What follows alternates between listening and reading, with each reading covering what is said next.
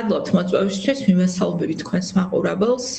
მე ვფიქრობ, რომ დღევანდელი ბრიფინგი, ყოველ შემთხვევაში მე ესეთი შთაბეჭდილება დამრჩა, ჩაატარა კობახიძემ ბიძინა ივანიშვილისთვის, რომელიც ჩემი აზრით სულ უფრო ღრმად, ასე ვთქვათ, იმედგაცრუებულია იმ ვითარებით, რომელშიც არის დღეს აღმოჩენილი, იმიტომ რომ მე მრჩება ყოველ შემთხვევაში ესეთი შთაბეჭდილება, რაიმე შიდა ინფორმაციას ცხადია არ ვფლობ, რა ხდება ქართული ოცნების შიგნით და ივანიშვილს და მის ქვეშევრდომებს, ასე ვთქვათ, შორის ურთიერთობაში, მაგრამ მე მაქვს ესეთი განცდა, რომ მას გაუჩინეს აბსოლუტურად არარეალისტური მოლოდინები იმასთან დაკავშირებით, რომ რაღაცა დროის შემდეგ მოუწევს დასავლეთს, რომ მიიღოს ივანიშვილი თავისი ამ, ასე ვთქვათ, ფორმით მმართველობის, რომელიც მას აქვს და დაასტაბილურებს ის როგორღაც ურთიერთობებს დასავლეთთან, იმიტომ რომ მართალია ივანიშვილი მიზანმიმართულად აშორებს საქართველოს ევროკავშირში გაწევრიანების გზიდან მაგალითად, ხო, იმიტომ რომ რუსეთის დაკვეთა არის ესეთი, მაგრამ მისთვის მაინც არ არის კომფორტული, რომ მას არ აქვს ლეგიტიმაცია დღეს დასავლეთში და როგორც ჩანს, მას აქვს მოლოდინი, რომ ეს შეიცვლებოდა და აი ეს EUTHOS მიერ მიღებული დოკუმენტი ამ თვალსაზრისით არის ძალიან დამაზიანებელი ოცნებისთვის, იმიტომ რომ არანაირი ლოგიკა არ არის, უკვე რამდენი დრო გავიდა მას შემდეგ, რაც ეს დოკუმენტი მიიღეს და დღეს გაურკვეველი იყო აბსოლუტურად გამოვარდნა ივანიშვილის წარმომადგენლის ბატონი კობახიძის და ამ თემაზე ბრიფინგის გამართვა. მე მგონია, რომ ეს დაიდგა ეს ბრიფინგი ივანიშვილისთვის, იმიტომ რომ როგორც ჩანს, ის ძალიან გამწარებულია ამ რეზოლუციით, იმიტომ რომ რო გვესმოდეს ეს EUTHOS მიერ მიღებული დოკუმენტი არა მხოლოდ, ასე ვთქვათ, ამყარებს ივანიშვილის დღევანდელ ვითარებას, როგორც არალეგიტიმურად, ასე ვთქვათ, ცნობილი პირის და მისი ხელისუფლების დასავლეთში, არამედ სამომავლოდაც ფაქტიურად შეიძლება ითქვას, რომ შესაბამისი საარჩევნო პროცესის წარმართვის გარეშე, ანუ გაუმჯობესებული საარჩევნო პროცესის წარმართვის გარეშე, აცხადებს, რომ ვერც ვეღარასოდეს ვეღარ მოიპოვებს ის ლეგიტიმაციას სამართლიანი და თავისუფალი არჩევნების, ან ყოველ შემთხვევაში უკეთესი არჩევნების გარეშე, რომელიც საქართველოში უნდა ჩატარდეს და მე ვფიქრობ, რომ სწორედ ამის, ასე ვთქვათ, გამოძახილი იყო ეს აბსოლუტურად კონტექსტიდან ამოვარდნილი ბრიფინგი, რომელიც დღეს ჩვენ მოვისმინეთ, იმიტომ რომ ახლა ქვეყნის პირველი პირი რო ხარ და გამოდიხარ და ბრიფინგს ნიშნავ, რაღაცა მნიშვნელოვანი უნდა გქონდეს საზოგადოებისთვის სათქმელი და ჩემი აზრით უბრალოდ ის რომ დღეს გამოდის კობახიძე და EUTHOS რაღაც უკვე დიდი ხნის წინ მიღებულ ფაქტიურად დოკუმენტზე მართავს რაღაც ისტერიულ ბრიფინგს და რაღაცა სისულელეებს უფრო შეფასებითი იყო თან რომ არაფერი ვთქვათ რომ 5 დღის შემდეგ იყო ბრიფინგი უფრო შეფასებითი იყო ბუნებრივი კითხვა რაც გაჩნდა შემდგომი თანამშრომლობის შესახებ ეს იყო კითხვა რომელზე პასუხადაც ვიგებთ ჩვენ ხელისუფლების პოზიციას ანუ ბრიფინგით სათქმელი იყო შეფასება მაგრამ რა კიღა ამბობთ რომ ეს ბიძინა ივანიშვილისთვის გამართული ბრიფინგი იყო მიზანს რა წარმოადგენდა ანუ რა სურდა კობახიძეს ну, რა ვიცი, რაღაც მორიგჯერზე გაურკვეველი მიმართულებით, იმიტომ რომ deep state არ არსებობს, როგორც თქვენთვის ცნობილია და როგორც ცნობილია ყველა, ну, რაციონალურად მოაზროვნე, ხო? მე ვიტყოდი რაციონალურად რაღაც ჯანმრთელად მოაზროვნე ადამიანისთვის მსოფლიოში ცნობილია, რომ deep state არ არსებობს და მე არ ვიცი, შეიძლება ივანიშვილს რაღაც წარმოსახვით რეალობაში აცხოვრებენ, რომ არსებობს ესეთი წარმონაქმნი, როგორც deep state-ია და კობახიძე გამოვიდა და მუშტი მოუქნია, ესე იგი ეთერიდან ამ წარმონაქმნს. არ ვიცი, იცით, სერიოზულად შეფასება ყოველდღიურად. ანუ სერიოზულად შეფასება რა თვალსაზრისით ნახეთ, რა თქმა უნდა, ძალიან სერიოზულად არის შესაძლებელი ის, რაც უჯდება ამ ხალხის მმართველობა ქართულ ხალხს. იმიტომ რომ თავი რო დავანებოთ პოლიტიკურ პატიმრებს, დაჯარიმებულებს, აწიოკებულ, ასე ვთქვათ, მოქალაქეებს, გარდა ამისა, ეს ყველაფერი ძალიან ძიმე უჯდება საქართველოს ყველა მოქალაქეს. იქნება ეს იმ პირობებში, რომ მაგალითად ნახეთ, რომ კიდე მორიგჯერზე სტიქია ისე მოვიდა, რომ არავინ ამისთვის მზად არ იყო და მათ შორის როგორც ჩანს ჩემი კოლეგები იმყოფებიან ახლა კახეთში და იქიდან უფრო კომპეტენტურად აკეთებენ ცხადია ამ შეფასებებს, მაგრამ ძალიან ბევრი კითხვის ნიშანია, ასე ვთქვათ, რა დარღვევებს ქონდა გარემოს დაცვის თვალსაზრისით ადგილი იქაც გასული წლების მანძილზე, დაწყებული დაზარალებულებით, დამთავრებული ნებისმიერი ადამიანით, რომელიც ცხოვრობს აი იმ აბსოლუტურად გაუმართავ ეკონომიკურ სისტემაში, სადაც ფასები იზრდება, ხელფასი არ იზრდება და უწევს საქართველოს მოქალაქეს წასვლა საკუთარი ქვეყნიდან უკეთეს მომავლის საძებნელად. ამ თვალსაზრისით, რა თქმა უნდა, სერიოზულად შესაფასებელი და სერიოზულ, ასე ვთქვათ, გამოწვევად შესაფასებელია ივანიშვილის მმართველობა,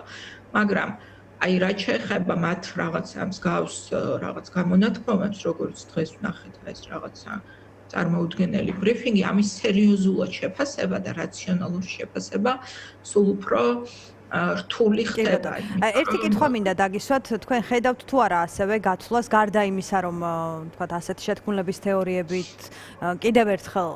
ასე ვთქვათ შემოგთავაზონ ნარატივი, მეორე მხრივ გაცვლას, რომ ოპოზიციამ საბოლოოდ მიიღოს გადაწყვეტილება ამ პროცესში არ ჩართვის შესახებ, რადგან როცა ამბობს, რომ ან მოვიწვევთ ეუთოს სადამკვირვებლო მისიას არჩევნებში, ან არ მოვიწვევთ, ესე იგი არ მოწვევაც არ არის გამორიცხული და საერთოდ არ არის გამორიცხული ასევე, რომ პოლიტიკოსების დაკავება მოხდეს და კანონები დარჩეს ისეთად, როგორიც არის. ანუ თავისი პირობებით არჩევნები ჩაატაროს ისე, როგორც არის და შესაბამისად ოპოზიციისგან ხომ არ სურს, რომ პირიქით ასეთმა პასუხებმა გავლენა მოახდინოს ოპოზიციის სტრატეგიაზე. ხო, ნუ ერთი რამ არის ფაქტი, რომ შემდეგი არჩევნები, რომ ძალიან რთული გამოწვევა არის ამ რეჟიმისთვის, ეს მათ იციან. ძალიან კარგად, იმიტომ რომ ყველანაირი თვალსაზრისით ჩიხში არიან შესული,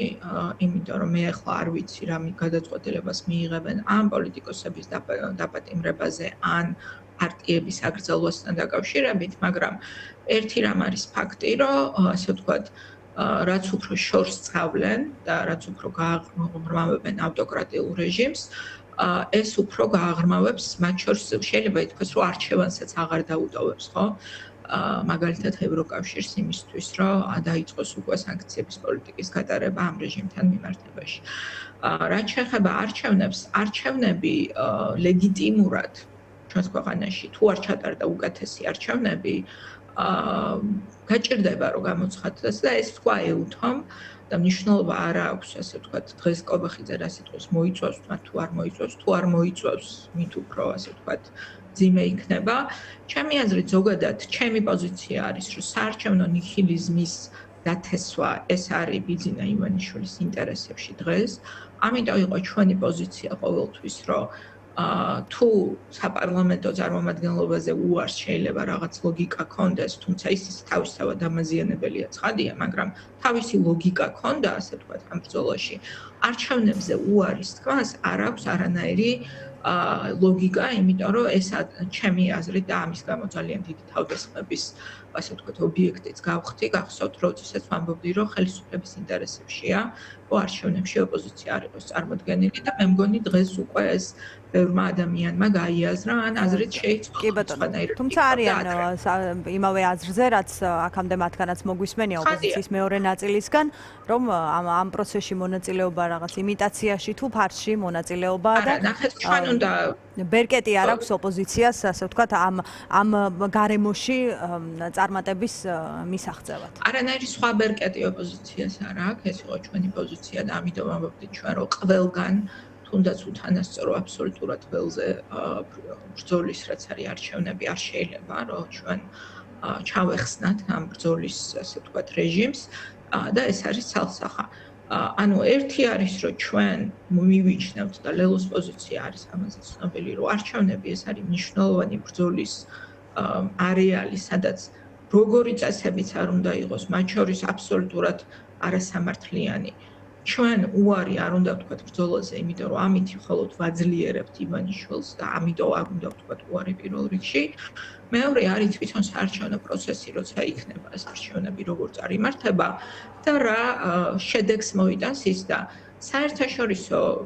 ასე ვთქვათ, თანამეგობრობის აზრი და მათ შორის ეუთოს აზრი. დღეს როგორც არის ჩამოყალიბებული, კიდევ ერთხელ ვამბობ, ნიშნავს იმას, რომ მიუხედავად იმისა, ჩვენ ამ უთანასწორო ბრძოლაში შევალთ თუ არ შევალთ ოპოზიციას გულისხმობ ამ შემთხვევაში, საერთაშორისო აზრი არის ძალიან მყარად ჩამოყალიბებული, რომ ახალი სამართლიანი და თავისუფალი არჩევნების გარეშე ეს ხელისუფლება დარჩება არალეგიტიმურ რეჟიმში. არჩევნებთან დაკავშირებით თქვენი პარტიის პოზიცია გასაგებია, თუმცა როცა საუბარია სამართლიან არჩევნებზე, ეს გულისხმობს იმ კანონების გაუქმებას ან ცვლილებას, რაც მიღებულია და თავისუფალ გარემოს პარტიებისთვის, ხომ? და იმ პირობებში, როცა პარტიების აკრძალვის სარჩელი არსებობს და პოლიტიკოსების საქმეებშიც არსებობს ინტერესი, რომ მათი დაკავება მოხდეს, თქვენ რა გზა გრჩებათ ან რა ბერკეტი, რას განიხილავთ მოკლედ თქვენს არსენალში იმისთვის, რომ ოდნავ მიახლოებული სამართლიანთან ოდნავ მიახლოებული არჩევნების მოპოვება მაინც შეძლოთ. ხო, ნახეთ, ჩვენი პოზიცია არჩევნებთან დაკავშირებით საერთაშორისო ასპარეზზე რაც არის ძალიან ნათელი, რომ ეს უნდა იყოს პოლიტიკურად ყველაზე ერთ-ერთი მნიშვნელოვანი თემა დასავლეთის ურთიერთობებში ამ რეჟიმთან. ხო, ანუ შემდეგი არჩევნების სტრატეგიული პოლიტიკური მნიშვნელობა უნდა შეიქმნას, რომელიც მოდი პირდაპირ ვთქვათ, რომ არ შეუქმნია წინაჯერზე, მათ შორის დასავლეთს, იმიტომ რომ მაგალითად სტრატეგიული მნიშვნელობის მინიჭება წინა არჩევნებზე, წინა საპარლამენტო არჩევნებს გულისხმობ, იქნებოდა განაცხადი ევროკავშირის მხრიდან, რომ ჯერ ჩატარდეს არჩევნები და ამის შემდეგ განვიხილავთ კანდიდატის სტატუსის საკითხს, იმიტომ რომ ეს არის პოლიტიკურად ერთ-ერთი ყველაზე მნიშვნელოვანი თემა დღეს დემოკრატია თქვენს ქვეყანაში შედგა თუ არ შედგა. ჩვენ გვახსოვს, რომ ამის ნაცვლად არჩევნებამდე არ დაუსვიათ ესე საკითხი, ხო? ანუ სტრატეგიულ მნიშვნელობამდე წინა არჩევნები, მოდი პირდაპირ ვთქვათ, რომ არ აუყვანია. ეხლა ძალიან მნიშვნელოვანია, რომ დასავლეთმა მიანიჭოს სტრატეგიული მნიშვნელობა შემდეგ არჩევნებს და ჩვენ რასაც ვხედავთ, აქეთკენ მიდის საქმე, ანუ მარტივად რო ვთქვა, შემდეგი საპარლამენტო არჩევნების ჩატარების გარეშე ეს ხელისუფლება საერთაშორისო იზოლაციის რეჟიმიდან ვერ გამოდის, თუმცა მათთან გარკვეული თანამშრომლობა არის როგორც დე-ფაქტო მმართველებთან ქვეყნის და ჩვენი აზრი არის, რომ დასავლეთმა უნდა აიყვანოს სტრატეგიულ მნიშვნელობამდე შემდგომი არჩევნები და შესაბამისად მოახდინოს ზეწოლა ამ ხელისუფლებაზე. ეხლა ამის პარალელურად თუ ბიძინა ივანიშვილი გადაწყვიტავს, რომ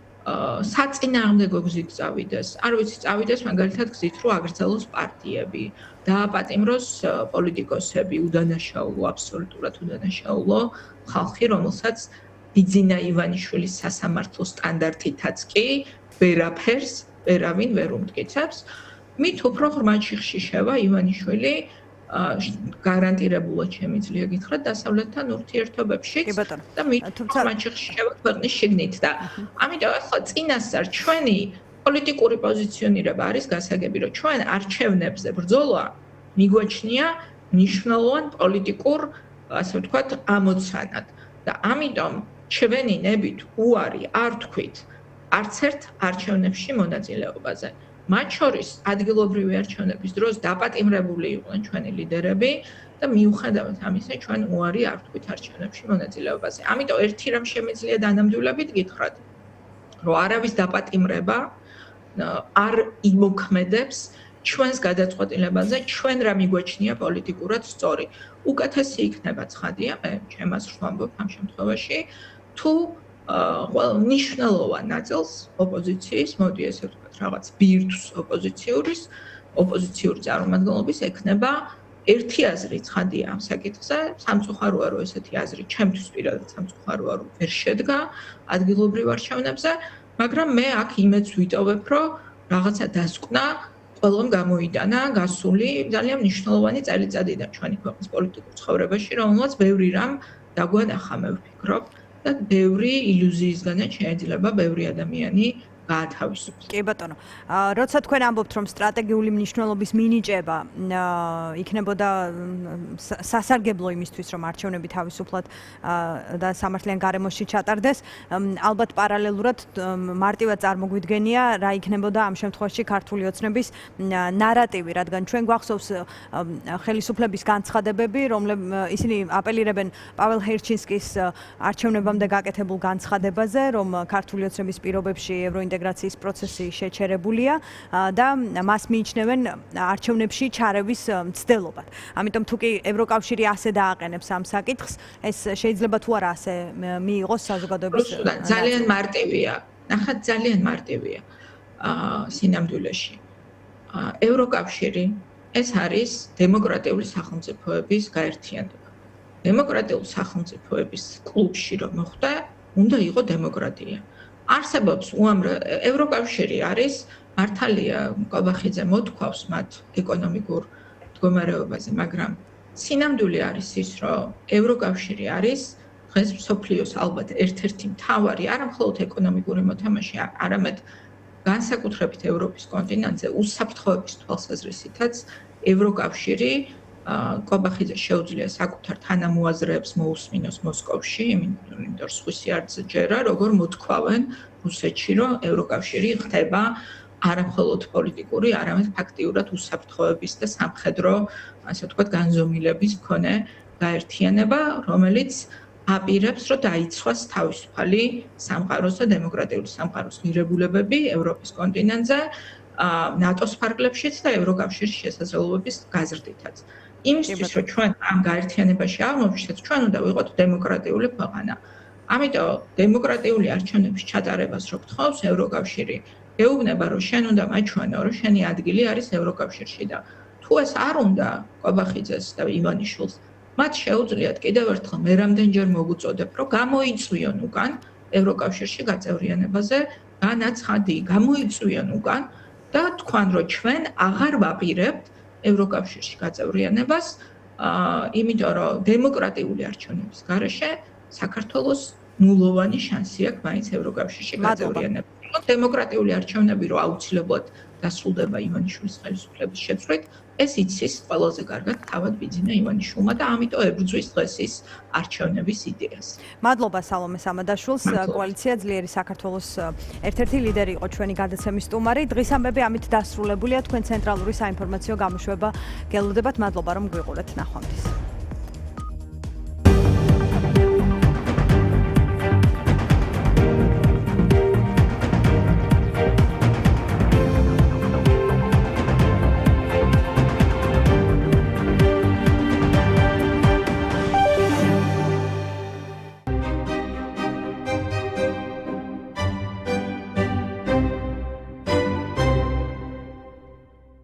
საღამოს ეთერის სპონსორია ორთომოლი. მიკრონუტრიენტების კომპლექსით გამდიდრებული საკვები დანამატები მთელი ოჯახის ჯანმრთელობის მხარდასაჭერად.